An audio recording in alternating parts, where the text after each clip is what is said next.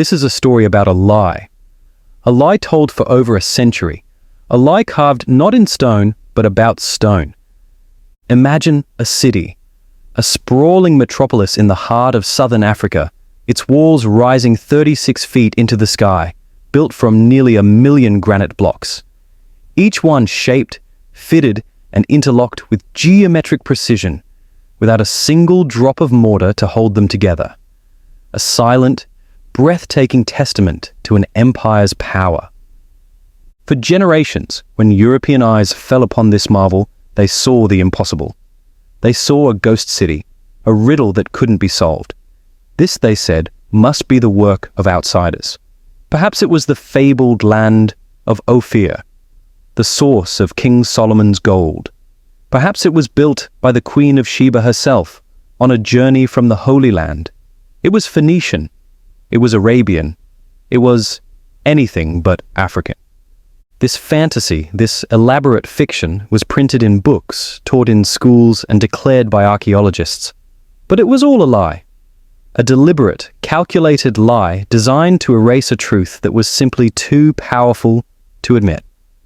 The real story of this place is the story of a crime against history itself. The question isn't just who built this magnificent city, it's why the world was so terrified of the answer. To understand the lie, you have to understand the world that created it. The late 19th century, the so-called scramble for Africa.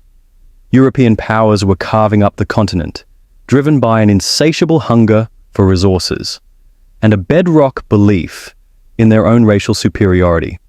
The prevailing narrative was that Africa was a dark continent, devoid of history, culture, or innovation before the arrival of Europeans. And then, in 1871, a German geologist and adventurer named Karl Mauch stumbled out of the bush and into a legend. He was the first European to document the ruins he called Zimbabwe. He was stunned. He couldn't reconcile the scale of the architecture with his own deep-seated prejudices. In his journal, he wrote that he could not imagine these walls being built by, as he put it, the local black population. His mind, trapped by the assumptions of his time, reached for the only explanation he could fathom. He had read the Bible. He knew the stories of Solomon and Sheba. He found a piece of wood he incorrectly identified as cedar, a tree not native to Africa, and declared he had found the lost city of the Queen of Sheba. The seed of the myth was planted. Karl Mauch wasn't a historian or an archaeologist, he was a prospector. But his story was exactly what the colonial world wanted to hear. It was convenient, it was self-serving, and it was about to become official doctrine. The myth found its most powerful champion in one of the era's most ambitious figures, Cecil Rhodes, the founder of the British South Africa Company and the future colony of Rhodesia. For Rhodes, Great Zimbabwe was more than a ruin. It was a justification. If this land had once been settled by a great non-African civilization, then his own colonial project wasn't an invasion.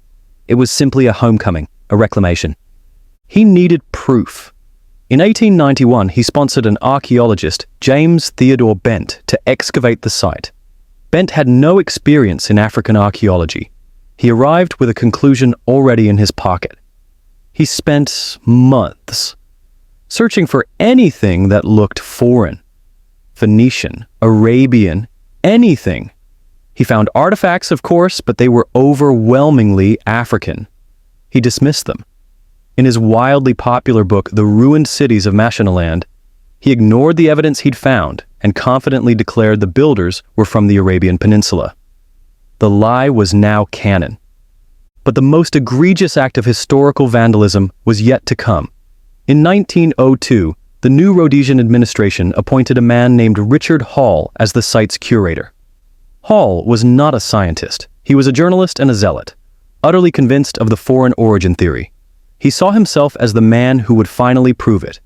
And he would do it by destroying the evidence. Hall began what he called restorations. But it was butchery. He believed the African presence was just a later, degenerate occupation squatting on top of the original, more ancient foreign city. So, he ordered his workers to remove it. They dug out and discarded over 12 feet of archaeological deposits, 12 feet of history.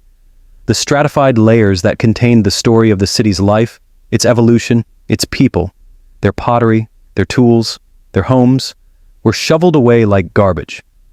He was digging for treasure, not truth, and in the process, he sterilized the site, making the job of any future, honest archaeologist infinitely harder. It was a crime scene, orchestrated by the investigator himself. But the truth has a way of leaving clues. In 1905, the British Association, growing skeptical of Hall's methods, sent the first properly trained archaeologist to the site. An eminent Egyptologist named David Randall-MacIver. Unlike his predecessors, Randall-MacIver didn't dig for treasure. He dug systematically, and in the deepest, undisturbed layers of the site, he didn't find anything Phoenician or Arabian. He found African pottery, African iron smelting furnaces, African beads. He analyzed the imported artifacts, Chinese porcelain, Persian beads, and correctly dated them to the medieval period, not ancient times. His conclusion, published in 1906, was a bombshell. He declared unequivocally that Great Zimbabwe was built by a medieval African people. It was, in his words, unquestionably African in every detail. The establishment was furious. Richard Hall led a vicious campaign to discredit him. He was denounced as incompetent, a fool. The colonial government and the settlers of Rhodesia had built their identity on a myth, and they would not let it be dismantled by mere facts. Randall-MacIver's scientific truth was buried under an avalanche of political outrage. The lie, it seemed, was bulletproof. If you're finding this story as incredible as I did when I first discovered it, consider subscribing to It Takes 60. We have so many more hidden histories to uncover together. For more than 20 years, the lie reasserted its dominance. But in 1929, the British Association decided to settle the matter once and for all. They chose a new champion. And this time, they chose a force of nature. Her name was Gertrude Caton-Thompson.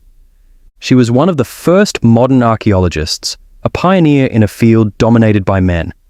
She was meticulous, scientific, and had a reputation for being completely unintimidated by authority or popular opinion. She arrived at Great Zimbabwe not to confirm a theory, but to test it to destruction. She ignored the main ruins, which Hall had already desecrated. Instead, she searched for undisturbed sites nearby.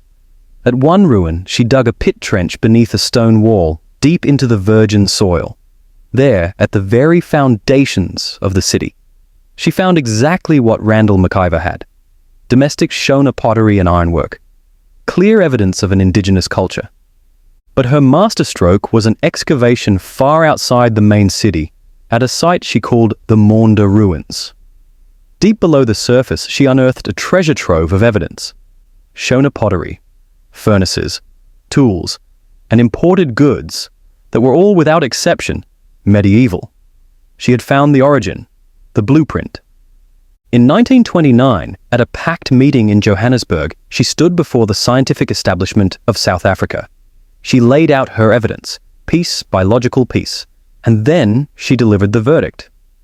The examination of all the existing evidence, she declared, gathered from every quarter still can produce not one single item that is not in accordance with the claim of Bantu origin and medieval date. The room was stunned into silence.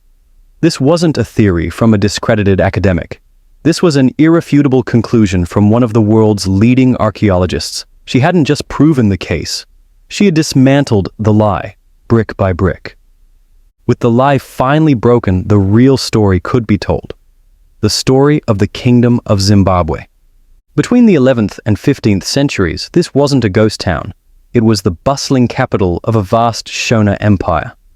At its peak, 18,000 people lived within its shadow. This was a center of power, faith, and commerce. The king, known as the Munhumutapa, presided over a sophisticated society. The great stone walls weren't just for defense. They were a symbol of the ruler's prestige, separating the royal elite from the commoners. The iconic conical tower, not a Phoenician silo, but likely a symbol of sovereign power and generosity. A royal granary representing the king's duty to provide for his people. And this empire was rich. It controlled the vast gold fields of the interior.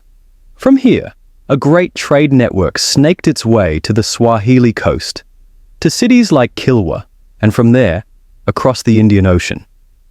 The Chinese porcelain and Persian glass found at Great Zimbabwe weren't the remnants of foreign builders. They were the luxury imports of a powerful African ruling class, traded for African gold, ivory, and iron. This wasn't a colonial outpost. It was a global player. The Shona people were not passive recipients of history. They were its active creators. But if Caton-Thompson proved this so definitively in 1929, why did the lie persist? Why do some people still question the city's origins today? Because from the 1960s onward, the truth became a political threat. The white minority government of Rhodesia, led by Ian Smith, knew that a monument proving a long history of black civilization, power, and ingenuity directly contradicted their own racist ideology and their justification for rule. So they suppressed the truth. Archaeologists in Rhodesia who taught the African origin of the city were censored, their funding was cut, and they were professionally ostracized. Official government guidebooks were rewritten to reintroduce the debunked foreign origin theories. The lie was no longer just a historical mistake.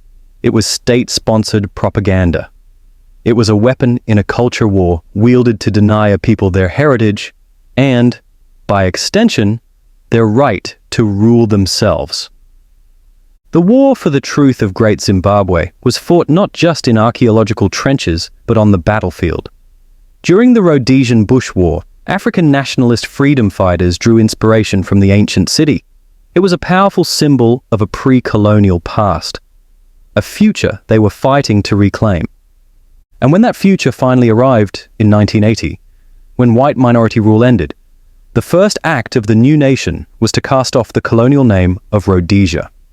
They reached back into their own history, back to the monument that propaganda had tried to steal from them, and they renamed their country Zimbabwe. Today, the stone walls stand as a silent witness. They are a masterpiece of architecture, yes, but they are also a monument to a truth that was buried, denied, and fought for. They teach us that history is never just about the past. It's about power in the present. And they leave us with one lingering question. What other truths are still waiting to be excavated? If uncovering hidden history and correcting the record is important to you, please subscribe to It Takes 60 and join our community of curious minds.